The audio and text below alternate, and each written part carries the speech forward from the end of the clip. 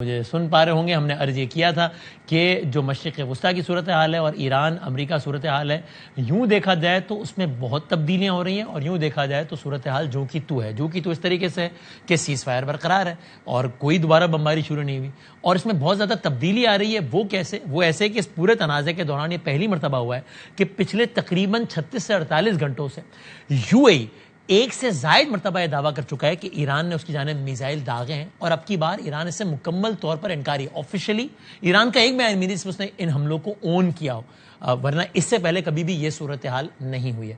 تو کیا جو سیز فائر کا جو سارے کا سارا پروسیس ہے وہ اس کی وجہ سے ولنریبل ہو رہا ہے؟ کیا اس سارے پروسیس میں چونکہ یو اے پر اٹیک ہوا ہے، یو اے کہتا ہے ایران نے کیا، ایران کہتا ہے ہم نے نہیں کیا، دنیا کے تمام ممالک بشمول پاکستان اس اٹیک کی مذمت بھی کر رہے ہیں۔ آپریشن فریڈم یعنی کہ آسان الفاظ میں اس کو امریکہ کہتا ہے کہ ہم اپنا ہرمز سے جہاز گزروائیں گے، سینٹ کوم کہتا ہے کہ ابھی تو اس کا ابھی آغاز ہوا ہے، ہم اور جہازوں گزروائیں گے، اور وہ کہتا ہے کہ آپ نے ہرمز اب ایران کے کنٹرول میں نہیں ہے، ایران کہتا ہے ہمارے ہی کنٹرول میں ہے۔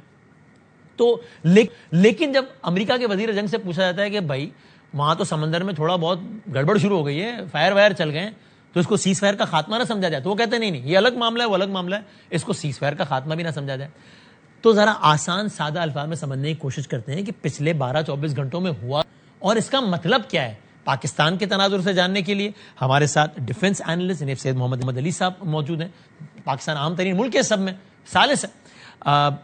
امریکہ میں اس بارے میں کیا تاثر ہے جاننے کے لیے جرنلسٹ واشنگٹن سے سینئر صحافی جناب انور اقبال صاحب موجود ہیں، اور مڈل ایسٹ میں یہ سارا کچھ کیا کھچڑی پک رہی ہے وہاں کا تناظر جاننے کے لیے انشاءاللہ تھوڑی دیر میں منصور جعفر صاحب جو کہ مڈل ایسٹ افیئرز کے ایکسپرٹ ہیں وہ ہمارے ساتھ موجود ہوں گے۔ میں تینوں کا بہت بہت شکر گزار ہوں۔ انور اقبال صاحب، اگر آپ ہمیں ذرا امریکہ کے زاویے سے سمجھا سکیں کہ یہ جو پیش رفت ہو رہی ہے اس معاملے پر، کیا یہ اگر میں کہوں تو ٹھیک ہے کہ کچھ عجب سی خاموشی امریکہ میں یہ یو اے والے ایپیسوڈ کو لے کے کہ صاحب آپ کا ایک ایلائے کہہ رہا ہے کہ ہم پر حملے ہو رہے ہیں اور ایران کر رہا ہے، ایران کہہ رہا ہے ہم نہیں کر رہے ہیں، آپ اس بارے میں کیا کہتے ہیں؟ امریکہ میں اس سارے معاملے پہ اعلیٰ ترین سطح پہ کوئی عجب سی خاموشی نہیں ہے جو کہ حیران کن ہے؟ انور صاحب جی، سب سے پہلے تو آپ کا شکریہ سر۔ بات یہ بادامی صاحب کہ اس کو دیکھنے کے دو تناظر ہیں، دو پرسپیکٹو، ٹھیک، ایک تو ڈومیسٹک اور ایک انٹرنیشنل۔ صحیح۔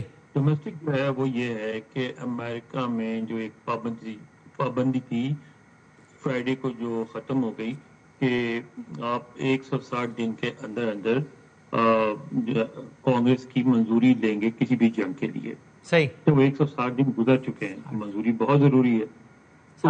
اس سے نپٹنے کا طریقہ انتظامیہ نے یہ نکالا ہے، انہوں نے کہہ دیا کہ یہ تو سیز فائر ہو چکا ہے، جنگ نہیں ہو رہی ہے، اس بار کی خلاف ورزیاں ہوتی ہیں، وہ ہوتی رہتی ہیں، اس کو ہم جنگ نہیں کہہ سکتے، لہٰذا ہمیں کانگریس کی منظوری کی ضرورت ہی نہیں ہے۔ اچھا، اب وہ اس پوزیشن پہ وہ قائم رہیں گے۔ اگر ڈیموکریٹس اس سے ڈس ایگری کرتے ہیں تو سپریم کورٹ میں چلے جائیں، دنیا کا سپریم کورٹ کہیں بھی پاکستان کا ہو یا امریکہ کا ہو، تو وہ تو فیصلے ہوتے ہوتے اس طرح کے سیاسی امور میں کئی مہینے لگ جاتے ہیں، بیان بازی ہوگی، دونوں طرف سے وکلا پیش ہوں گے، گواہ پیش ہوں گے وغیرہ وغیرہ، اس دوران تک جنگ ویسے ہی ختم ہو چکی ہوگی۔ صحیح۔ تو اس لیے انتظامیہ جو ہے کبھی اس بات کو ابھی نہیں مانے گی کہ جنگ ہو رہی ہے، وہ یہی کہتی رہے گی کہ اگر کچھ ہوا بھی ہے تو خلاف ورزی ہے جنگ بندی کی۔ ایک ٹھیک۔ دوسری بات یہ ہے کہ جو ان کو سمجھ آئی بات وہ یہ آئی ہے کہ ہم خامخواہ اسرائیل کے کہنے پر ہم جنگ میں کود پڑے، اس کی کوئی ضرورت نہیں تھی۔ زیادہ مفید اور مؤثر جو ہے وہ ہے ایران کی ناکہ بندی، معاشی ناکہ بندی پہلے سے کر رکھی ہے انہوں نے، جس سے اس کی تباہی بہت ہوئی۔ آپ کو نظر آتا ہے کہ $1 جو ہے وہ 1 ملین سے زیادہ، تو 12 لاکھ ریال کا ہو گیا ہے۔ تو آپ سوچیں اگر پاکستان میں اگر اندازہ لگائیں کہ $1 12 لاکھ روپے کا ہو جائے تو کیا حشر ہوگا، تو وہ بھگت ہی رہے ہیں ایرانی۔ اس پر ایک اور انہوں نے یہ کیا کہ اب ان کو موقع مل گیا جنگ کے بہانے سے کہ فزیکلی اپنی نیوی وہاں جا کے رکھ دی ہے، اور ایران کی جو تجارت ہے، بحری تجارت، اس پر بھی پابندی لگا دیں گے، جس کی وجہ سے ایران کی معیشت اور زیادہ دباؤ آ جائے گی۔ تو وہ اب ان کو جلدی نہیں ہے جنگ کرنے کی، اب وہ اس کو البتہ دباؤ میں اضافہ کرتے رہیں گے ناکہ بندی کے ذریعے۔ انور صاحب، یہ تو آپ نے پوری صورتحال کا منظرنامہ کھینچا، لیکن یہ یو اے ایپیسوڈ والے پہ فرمائیے نا کہ یہ کیا معاملہ ہے؟ جی میں اس پہ آ رہا ہوں. یو ای کا بھی یہی مسئلہ ہے کہ یو ای سے ان کا دفاعی سمجھوتا ہے. اگر وہ اس بات کو مان لیتے ہیں، اس پہ اگر اسٹینڈ لے لیتے ہیں کہ ہاں اس نے یو ای پہ حملہ کیا ہے اور غلط کیا ہے، تو پھر ان کو اس پہ پھر ایکشن بھی دینا پڑے گا. وہ ایکشن ابھی دینا نہیں چاہتے، اس لیے کہ وہ جنگ بندی کا دعویٰ برقرار رکھنا چاہتے ہیں.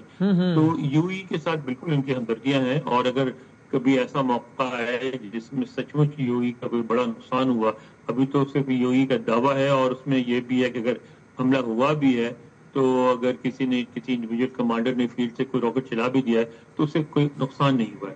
اگر کہیں نقصان ہوا تو اس کا جواب بھی دیں گے، لیکن اس میں بھی یہی پوزیشن رکھیں گے کہ جی جنگ نہیں ہے، ہم نے ایک خلاف ورزی ہوئی تھی. ٹھیک. اور انور صاحب، یہ آپ کو یہ سارے معاملے میں یو اے پہ اٹیکس کا دعویٰ یا یو اے پہ اٹیک، یہ فالس فلیگ ہونے کا امکان کتنا زیادہ ہے، کتنا کم لگتا ہے؟